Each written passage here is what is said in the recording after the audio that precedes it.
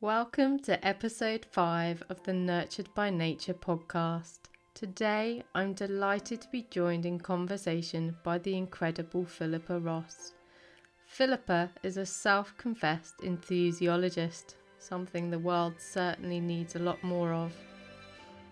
Based in New Zealand, she is also a human ecologist, energy worker, writer, and the force behind the Waste Not, Want Not podcast.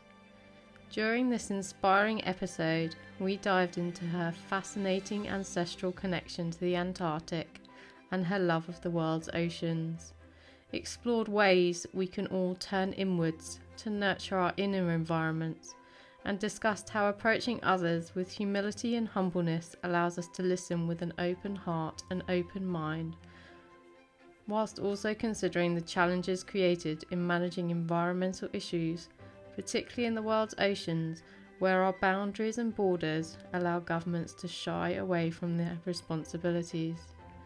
But ultimately, we found comfort in the wisdom offered by her family motto: hope lightens difficulty. Welcome, Philippa, and thanks for joining us on this episode of the Nurtured by Nature podcast. I like to start all my episodes by just asking my guests a little bit about their nature story and how nature has been a part of your life, and if that's evolved over time, if it's been there since childhood or something you've discovered more recently. Hello, lovely. Thank you very much for having me, Fiona. It's an absolute pleasure. Well, I guess in my childhood, I was very much a townie until about the age of 11, and my father decided he'd like to be a farmer, having been in computers for all his life.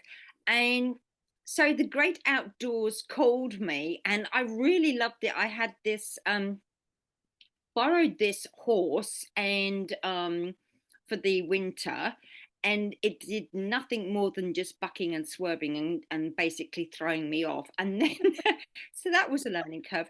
And then I had this old mining pony that we bought, and she was beautiful, beautiful nature once you could catch her. I think I spent 3/4 of my life running around the field, up and down hills, trying to catch her. But my girlfriend and I, we used to spend hours out um, just riding around, and I could only ride her bareback because you couldn't get a saddle to fit her. And so it was an unconscious thing that I really, really loved it. And then as the years went on, you just get busy and things like that. And then I took a degree in psychology. Wow. And it took me 6 years. It was really when I came to New Zealand 19 years ago. It was part of the reason was to escape England, where it's cold and dark and miserable most of the year, where this is nice and light and bright, and which is yummy. And it is that environment, and it started to play a huge part in the quantum physics and the appreciation of how much you are impacted because of the cold and dark. For me, I love light and bright and sun, Yeah. and it does make a huge difference to how you feel and things like that. And also played in with the work that I do in mentoring, because it's about our internal environment affects our external environment and vice versa. And so I love nothing more than the ocean. There's a beach nearby wherever you happen to be. So that Oh, is my wow. sanctuary. Um, yeah, it's unfortunately it's not all year round. I think it might be more so in Australia, but in New Zealand we have a kind of winter, but it's not nearly so severe or as long as it is in the UK. So I'm glad that I escaped for that reason. And then I have my connection to the ocean got deeper 6 years ago. I went to Antarctica because of my great Oh, great amazing. great grandfather, and he was a polar explorer, so he did all the cold things, which yuck. But he discovered the North Magnetic Pole in the Arctic and did Oh, 6 journeys there and 3 to Antarctica. And I went to Antarctica. And when you come back, it was it took me 2 months to recalibrate in this environment, even in New Zealand, because the subliminal noise and the visual distractions and things. Yeah. So it was a very humbling experience. And it taught me that mankind thinks they have one up on nature, but they haven't. And we need nature, but nature doesn't need us. It's quite happy doing its own thing without us. And yeah, Yeah. it is a great healing. Yeah, I think it's So that was my very short process. yeah, no, that's brilliant. It's I think that is the thing, isn't it? I think when you go to some of these more extreme, I think it's probably the best description, environments like Antarctica, maybe like the deserts and things like that, then Yeah. it does become you sort of realize your own insignificance, I suppose, don't you? And it is that Yeah. humbling experience of, you know, Mother Nature on this massive grand scale that perhaps when you're in a more sort of slightly urbanized environment that we haven't allowed it in on that level, have we, in our sort of urban culture? So was there a particular moment in Antarctica that stood out for you, or is it just the whole experience? I think there was one night, because it's daylight 24/7 when I went in the summertime, and it was like the moon set, so everything was pink, and Oh, there was this little baby chick, and I was just lying in the snow making angels in the snow, and this little baby chick came alongside me, and he was doing the same thing with oh, his wings. It was just delicious. oh, amazing. Oh, that sounds incredible. Oh yeah, I've never been to Antarctica. It's somewhere I'd love to go, but I have this rich picture in my mind of that moment. It sounds amazing.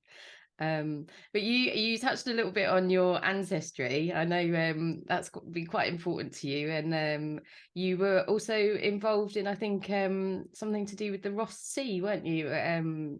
In around that sort of time. Yes, there's marine protection. So my ancestor, Sir James Clark Ross, he discovered the Ross Sea region of Antarctica, and it was one of the many areas on the table to get marine protection. And in 2016, it was actually the very same year that I went to Antarctica, at the latter part of the year, that it was granted by CAMLA, which is basically made up of 24 countries and the EU. So they meet on an annual basis in Hobart to decide on these things. And ever since then, I mean, there's been three more on the table. It's Russia and China who are not happy about letting go and can't see this big picture thing about nature. And, you know, I always think, to me, nature has no boundaries, like the sea and the land.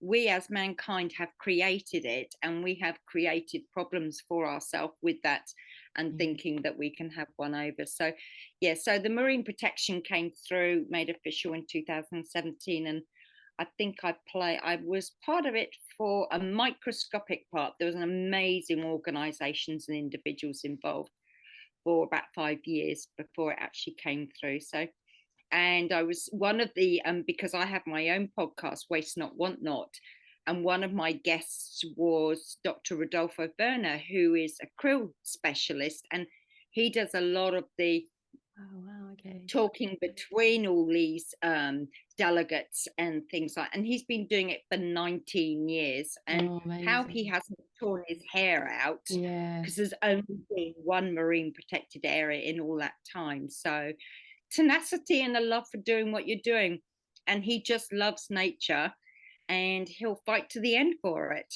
Oh, it's amazing to hear that you've achieved. I know probably on some levels it feels like a small success, but like you say, because it's only the one, but actually at the same time it's a huge success because you've actually got that first one under the belt. And it is difficult. And I think I mean, I'm not hugely involved in the oceans. I think you've probably got a much better understanding of it than I have, but one of the challenges, like you said, is the boundary issue, isn't it? Of, the land is quite clearly, well, this belongs to such and such, and that Yep. belongs to such and such. And so they have the sort of final say over what they will and won't do. Whereas the ocean is this great sort of expanse of, there's no clear exact line, and like you say, it's a moving entity as well. So boundary means nothing. It's a fish doesn't get to that bit and go, oh, now I'm in Australian water, or I'm off on my holidays to New Zealand. I think that's a really big part so far as nature is concerned, and the cyclic part of it. It does go around, and people recognize, okay, Antarctica is far away and maybe have nothing to do with anybody else, but those waters reach the northern region in the Arctic, and they circulate the world. And so anything that goes out there does have an impact. It's irrespective of actually where you live in the world. And I think that's one of the really, really important things. And the cyclic nature of marine life as well, because Rudolfo was talking about krill, which is the bottom of the food chain, and they created the first World Krill Day. And as you said, there's no boundaries between land and sea. So there's an Antarctic treaty for the land, but nothing to do with the sea. And then you have the high seas, which nobody has any rights over. So trying to bring that aspect of things in as well. And I think really it's for mankind to recognize it's all very well, there's so many policies, we tie ourselves in complete knots, and it's just like, let go and let nature be. Who the heck do we think we are to interfere? And I think it's also, it's that sort of notion that you use the word responsibility, and I think in a lot of stuff I've looked at and read about more sort of indigenous knowledge and cultures around the world, is they have ingrained this idea of responsibility, whereas are more do I say developed? I don't really like that word, but Western world. our Western world, that's our Western world view, is more one of rights, isn't it? And it's like, we have we own this, we have the right, and we've lost that link to our responsibility to it, and this more overarching bigger world view of everything is very much sort of, like you said, micromanaged, with a very short-termist, a couple of years. I know in the UK our governments are only here for maximum of 5 years, so that's their view is like, what is 5 years time, because in 5 years time it might be a different party, or it will maybe to be different people, and it does create this very like short-termist view, and they don't want to take that responsibility, because quite often that ties into economics as well, doesn't it, of absolutely, who's going to pay for it, and they're like, we don't want to put our hands up, and you end up in these situations. Of, obviously there's been a couple of the COPs recently, and it's been a lot more talking and not much action. And I think, my gosh, I think I'm beginning to lose faith in some of those. The last COP, it was just 800 private planes going to a meeting to tell us to be careful of carbon emissions, and it's sponsored by Coca-Cola. And I just think the hypocrisy of it is just futile.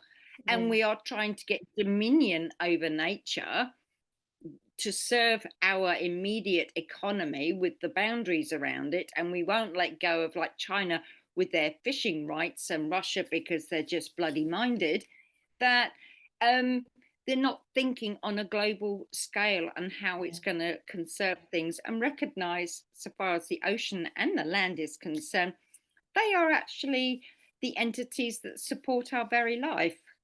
Yes. And I think that's part of probably why you started your podcast and I've started mine as well, is this feeling that actually, I'm a bit tired of listening to all the talk from these sort of governmental organizations and even the large corporations, but I have noticed that there's a lot more grassroots movements, and there's a lot of people that are doing just small things perhaps, but it's that kind of ripple effect, and actually allowing people to have a voice for those people that are doing it, but inspire others as well, and put a little bit of hope back in the story, because it is what's presented through the mainstream media and that governmental level is very negative, and yet they're not providing us any solutions, and that becomes overwhelming, and slightly you do lose hope, don't you? And I think that's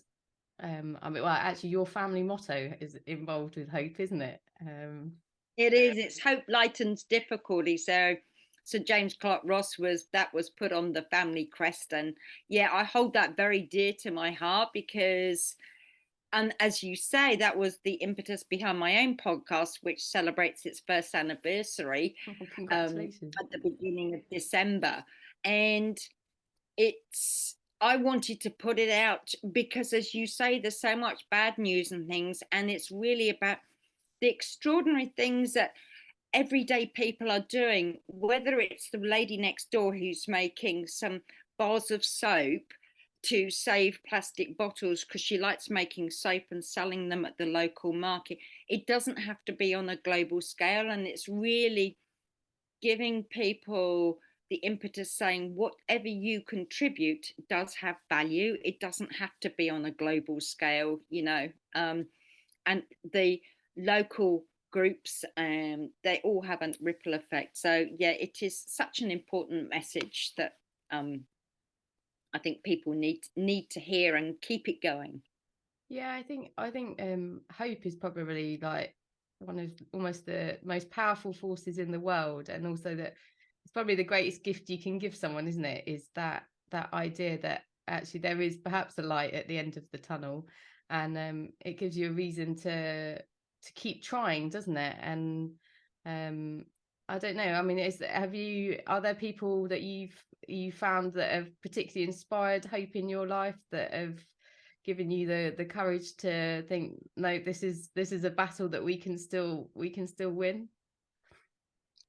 I mean, I'm amazed because I've now interviewed 50 people of all sorts of different things, and I think the big thing is not to change the mindset of people feeling hopeless, where they are looking to others to create the change without taking that responsibility, and knowing that just because the way the world has come, that has made us become dependent on outside of ourselves to create solutions and to become someone, and this kind of integrates with my mentoring, is actually to recognize we have the power within, and we can light that spark of hope within ourselves, and even just with one or two people we can make a difference. And it doesn't, as I say, it doesn't matter. I've spoken to someone who does something on a global scale with orangutans as opposed to the lady next door who makes goat's milk soap, and each one has their own value, and different people do different things. Some people want to be center stage or are quite happy being center stage, like you and I, starting a podcast and being vulnerable and putting your voice out, where other people would just run in the opposite direction, Yeah. yeah. I think that's the important thing, isn't it? I think sometimes people feel like they have to start that, massive movement or organization or something that's going to be international and save the world. But like you say, actually, it could be something as simple as, you make lovely organic soap that you sell in your local farmers market or something like that, and you just serve your local community. And actually, if you've made like 100 bars of soap, you've saved 100 plastic bottles from going into the environment, and or possibly more even. And Yeah, yeah, and it is, I think sometimes that's overlooked, isn't it, in this, by people who you know and like you say, I liked what you said as well about realizing that actually, it's about the spark within us, and how we can nurture that ourselves. And you talked about you do mentoring. I mean, do you want to sort of dive into a few ideas of like how you perhaps help people um, Well, find one what of they're the passionate things that about? I found, well, ultimately, that's it, because we're kind of indoctrinated with a linear progression of what it is to become someone and to be accepted, rather than honoring the gifts that we have ourselves. And every single one of the guests that I've had, it's interesting when you get to their story, were influenced in childhood, and the reason they keep going is they have found that spark. The lady who does the goat's milk soap, she was allergic to cow's milk, and then Okay.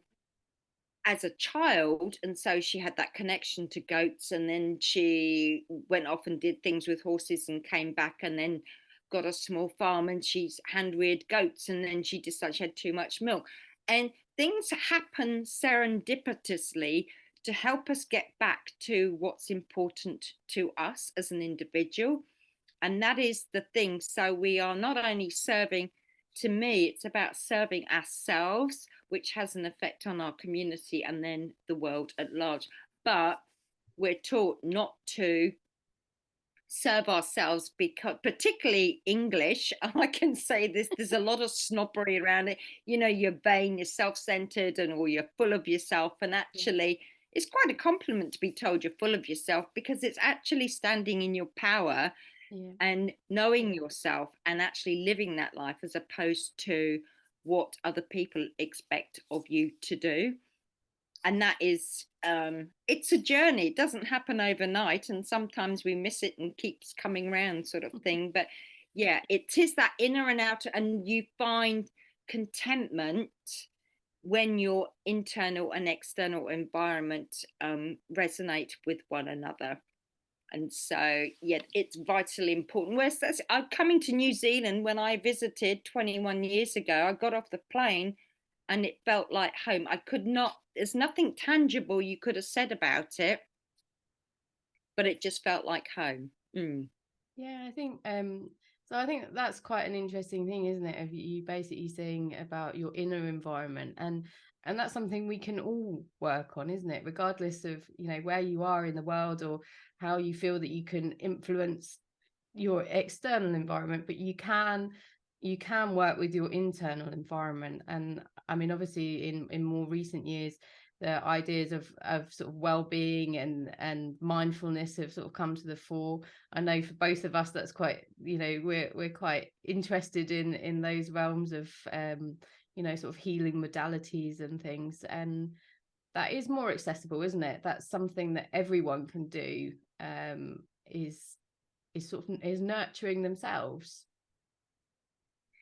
It's getting to, I'm tuning into your body and feeling the response, and um, trusting your gut, because we're used to allowing the logical side of our brain to direct us in life, as opposed to tuning into the heart and what is actually lights us up and makes us feel good, because that's the thing that's going to create happiness, contentment, longevity, heal disease, because a lot of disease is about discontentment, disconnection, displeasure, dispirited, lots of other, I call it the D syndrome. Yeah. Yeah. And I think the nature is twofold in there, isn't there? Because obviously one of the best places to get in touch with yourself is while surrounding yourself with nature. But at the same time, as you get more in touch with yourself, you become more connected to nature as well. So it's like this beautiful journey, isn't it, of Yeah. exploration, I suppose. And the funny, the more you go into it, because my ancestor used the Earth's magnetic field to navigate his way around. And so, but the Earth's magnetic field is to do with the energy. And like I say, when I got off the plane in New Zealand, I could not explain it, but I resonated with the energy of the country. And just being, I mean, it's probably not the ideal time of year to be doing it in England at the moment, but to walk on the grass barefoot, because the energy from the earth is very grounding. And that's very, very important, because we're surrounded by computers and Wi-Fi and all sorts of things, which is disrupting the brainwaves, really. And so getting back to nature and hugging a tree like a good old-fashioned hippie, there's nothing wrong with it, you know? Yeah, I love my trees, and I do find, I think, when you're in sort of more forested environments, I find that's when I feel like less of the sort of energetic pollution that we endure. I suppose is probably the word for it. We endure in our daily lives the quite a lot of energetic pollution now, with, like you say, all the Wi-Fi signals, the internet, everything. There's so much, just because we can't see it doesn't mean it's not there, is it? But I do, yeah, like No. trees in particular, and a good hug with a tree is a wonderful way to start or end a day. And yeah, I think most of us somewhere have access to a tree, don't we? I think, which is also nice, even if you're. Well, the other thing is one of the things, the exercises I use, we're using the five senses because we've lost touch with our senses. We just kind of blinker our way through life. And if you're sitting in the forest or outside, shut your eyes, because that actually shuts you off quite a bit. And you can really smell the richness of the earth. And I love the smell of freshly mown grass or something like that, or the sun on grass or flowers. You walk past the center, and when you shut your eyes off, it's amazing how alive the rest of the senses come. So just tuning into those five senses on a daily basis, and taking one at a time just to focus on it, and putting your hand on a tree. You don't have to hug it if it feels weird for you, but just to feel the bark and shut your eyes and the texture of it. It's very stimulating, because we're just blasé about stuff, and you appreciate the patterns in nature, and you see it in food and it's parts of the brain like walnuts. The more you go into it, the more you discover, and it's mind-blowing how, yeah, sacred geometry is another thing with the patterns of nature. It's like a rabbit hole. Once you get going, it's never ending. It's lovely. And as But Einstein said, nature's got, look deep into nature and you'll find all the answers, but we think we're so much more superior, and we're blooming well not. yeah, I think that's something I very much hold true in life, is every day is a school day. And I just, I'm like reading some of the sort of more recent scientific developments around nature, around trees, around the fungi networks and things. And it's, Yes. it's just like there's so much in our world that we just don't know. And I mean, and that's exciting as well, I think. I mean, I Yeah. think it's like there's, but you have to have an open mind as well, because you have to say, well, you can't just say, oh, we've always done this or this, because it's like, well, actually there's every day there's new things are being learned and understood. And I think as well, a little bit, our technology is advancing enough that we're Mm. finding ways to explain stuff that perhaps probably indigenous cultures always knew, but our science was lacking the ability to actually comprehend. And yeah, but it is there's just so much, isn't there? It's but just find something that interests you, I suppose, is again coming back to that internal spark and passion. And Yeah. yeah.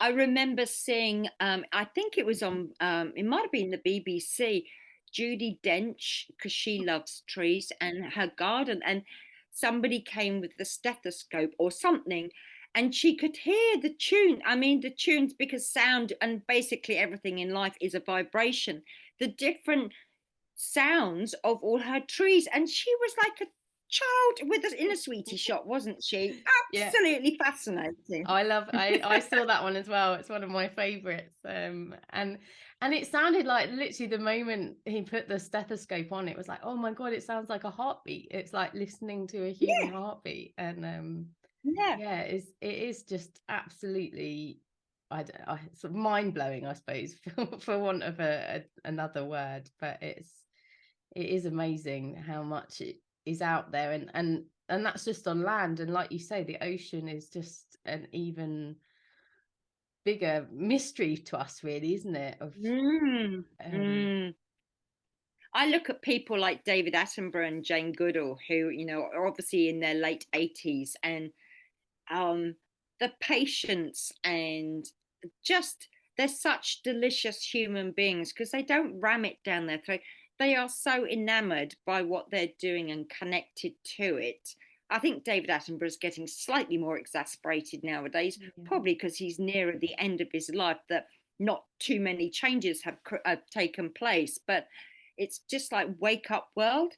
And Jane Goodall, I remember she came to New Zealand, and I remember her saying, going to all these indigenous cultures and things, going in and saying, well, you need to do this, that, and the other. We have to recognize as an outsider coming in what their priorities are and integrate it. And she, like David, has the patience of a saint, and with her knowledge, she can integrate it. So she's not they're not bossy, if you know what I mean. They're yeah. just lovely, lovely people who really love what they're doing. And yeah, if only the world were ruled by people, more and more people like them, it would be delicious, eh?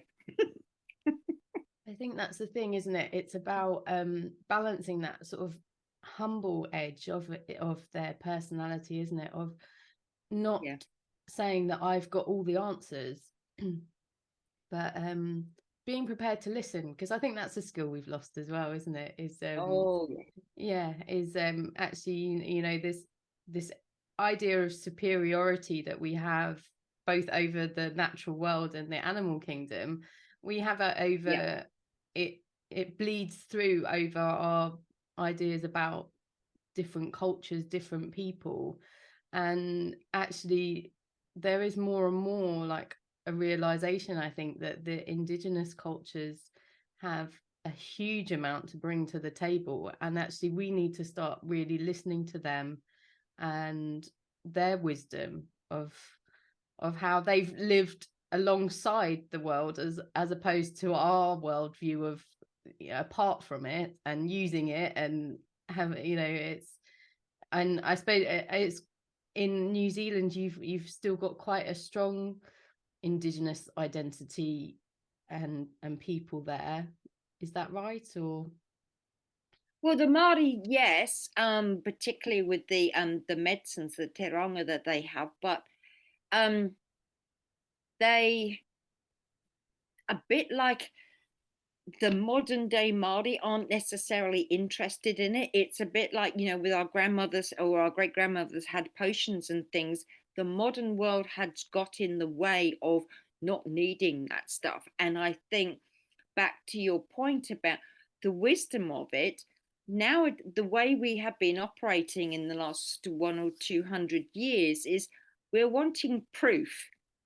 Whereas these indigenous cultures, it was an inner knowing, a wisdom, a trust in the magic of the world, and did not have to have scientific proof to embrace the idea, to experiment with it and see where it went. Whereas we like evidence for everything, and if it doesn't fit with what we did, then we dismiss it and move on to something else. And so we're just going in there destroying everything, and then it's pointing the finger at everybody else but ourselves why it's gone tits up, basically. Yeah. yeah, and I think again, it comes back to the idea of disconnect, doesn't it? And this sort of, and also our habit of like siloing things as well, separating. We talked a little bit about borders in terms of a geographical sense, but we also put a lot of borders around, well, your job is to look at this little element of it, and your job is to look at this little element of it. I mean, even in human modern medicine, we have people who specialize in, this, you've got to go to this specialist. Oh no, you've fallen out of that section, you've got to go to this Yeah. specialist over here. And it's this sort of, we need this bigger picture looking and thinking, don't we? I mean, I suppose holistic is the buzzword of the time, but Well, it's whole because everything is whole. It works in union. And if something's out of sync, then it's going to be out of whack. So it's the same with the human body. It's just because you happen to have something happening, on the side of your face, it could have started somewhere else. And so, again, it's also about the environment. You might go to the doctor and say X, Y, Z has happened, but what about your home environment and your work environment and everything else? How has that impacted where you are at the moment?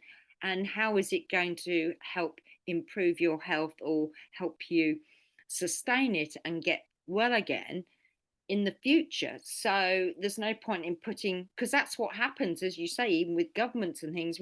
We just go round and round in circles, calling it different names, doing the same old bloody thing, and wondering why it doesn't work. And that's the reason why, because we're not looking at the whole picture. And us adults think that we're superior to children. We need to keep them safe. But by goodness, children have the wisdom because they're not full up of all the shit that we've been told we ought to be doing. And when they got these lovely, fresh, naive, innovative minds that we've lost connection to. Yeah, that's it. Yeah. We've put all these rules in place, haven't we, of what can and can't Yeah. happen and how things can and can't happen. And yeah, whereas children have this sort of this beautiful energy of, well, why not? Why not do it that way? Exactly. And Yep. yeah, and I think it's that's the thing, isn't it? Is realizing that everyone has something to bring to the table, don't they? Everyone has, Yep. I guess, a unique worldview, really, and an understanding of things in a way that perhaps someone else doesn't have. And that maybe one of the most powerful things that we've just touched on is the idea of listening and going in with more of Yeah. an open heart and an open mind, and seeing what you can learn, and yeah, and how that. Because ultimately, our reality is only based on perspective, which is to do with the way that we understand the world and our own experiences. And so, to be humble enough to listen to someone's and be compassionate, you know, you come across people who have done things that you would never cross your mind or something. But when you take a step back and you think, if I was in those shoes, if I'd stolen a can of soup or something rather, and my children were hungry, I would not have thought twice about doing it. But I've never been in that situation. And so people do extraordinary things to survive. And we need to be more compassionate about each of our perspectives, where we've come from, and be humble enough to recognize there is a learning in it. I remember some big experiment with some prisoners, where they asked them to step forward if they'd had violence and drinking and all the rest of it. And it really highlighted the environment in which they found themselves, which for them created a perpetual need to survive. And that's why they did the things they do. And it helped them understand why they are where they are and what needs to change. And so, I've worked with horses and I work with a gang leader, and for him to see things in a different light, you can talk to the cows come home, but unless you experience something for yourself, you cannot see it in a different light. And it was quite eye-opening. He saw a horse with its head down and he thought the horse was going to attack him, and it was a Oh, wow, reflection of okay. dog fighting. Yeah. And so it was this horse relaxing in the sunshine, and unless he'd explained that to me, I could not understand. I was getting a Yeah, different message from this because horse. your And perception of the horse was it's relaxed, it's content, it's just exactly, having a snooze. exactly. Yeah, yeah, And he also went in the field with 20 horses. And as a gang leader, he's used to watching his back and he thought he'd be attacked. Every single horse, they circled him on the outside of the field. Then every single horse turned their back on him. And one of them walked up behind him and rested his muzzle on his shoulder, and he didn't even hear it. And that just blew his mind. Mm. Yeah, because you've been involved in equine facilitated therapy, have you? Yeah, Yeah, yeah, I yeah. that's I remember reading Linda Kahanov, I think her name was, her book Riding Between the Worlds, and Right. yeah, and it's fascinating. The horse is an amazing animal. You obviously know I've two of my own, but I think their use in therapy has come to the fore in the last sort of few decades, hasn't it? And they are just, it's incredible the changes that people experience in those sessions. Because they don't have an agenda. And that's the thing. You can set up something and ask somebody to do something. So, I mean, I can remember a horse coming by and pooping by the side. And I had a mother and daughter, and the mother said, "That's what she does. She just leaves all her shit in front of me." And you cannot contrive a situation like that. And I had an ADH boy who would play up, and he knew he'd play up with the Ritalin. And I asked him to go and get this horse, and we don't give names. This one was called, oh no, it wasn't Thunder. It was something that was quite with a lot of energy. I can't remember the exact horse's name now, but the point was we don't give names because people have associations. And Cyclone, that was it. And so I asked him to go and get this horse, and it wasn't a problem. And he anticipated that it would be because of its name. And I said, "So, how does that reflect with your own life?" And he just laughed, because then this other horse came by and bit this horse's bum. And he said, "Now that's more like me." So he knew he'd play up to situation, Mm. and you cannot, for the love of anything, contrive something like that. They're just amazing reflective mentors, and they pick up the energy. They're very gentle where people are scared, or if someone's a bit full on, they'll face up to them, sort of thing. Yeah, they're beautiful, beautiful. My name means lover of horses as well. Oh, So, wow. yeah. It was written in your destiny then. Something like that. Yeah, something like that. Yeah. Yeah, I I love, I mean, it's a privilege to have my own horses. It was something, I mean, I've Mhm. always been attracted to them from, I don't even remember not being attracted to them. It's sort of Right. something like that in my life. But they are just amazing. They're such sentient beings, and um just they have, like you said, it's just such a calming, gentle energy. And I know that one of the things I cherish the most about them is the fact that I spend time with them at bookends every single day of my life. So I find that grounding as well, is to be in their presence. And when things have been challenging or difficult, it's a place to go and take a breath and sort of Mm. reconnect, um to Because again, particularly in England, I know it's the snobbery around horses and the right and the wrong way to be riding them. And actually, when you've done the equine assisted learning facilitating, it's about the connection, and it's actually all groundwork. I have a friend who goes to Germany every 6 months, um, working with horsemen and women, and helping them create that connection so that they are riding in rhythm with one another. But it is not the carrot and stick approach, which is atypical of my own experiences learning to ride in yeah. England. That one did it right. It's a bit like the horse and hound, whip the shit out of them, sort of thing, until you get what you want, Yeah, and it's actually the realization the horse is trying to tell you something. yeah, yeah. No, I also have very much embraced that sort of, well, it's called horsemanship, but actually I think there's a strong element of humanship in it, in terms of it's Well, that's about, what my friend calls his business, yeah, humanship. yeah, okay. Yeah, no, it is, but it's I think I've always very much found that it's about me. The more I learn about myself and the more I work Mhm. on myself, the deeper the connection has become with my horses.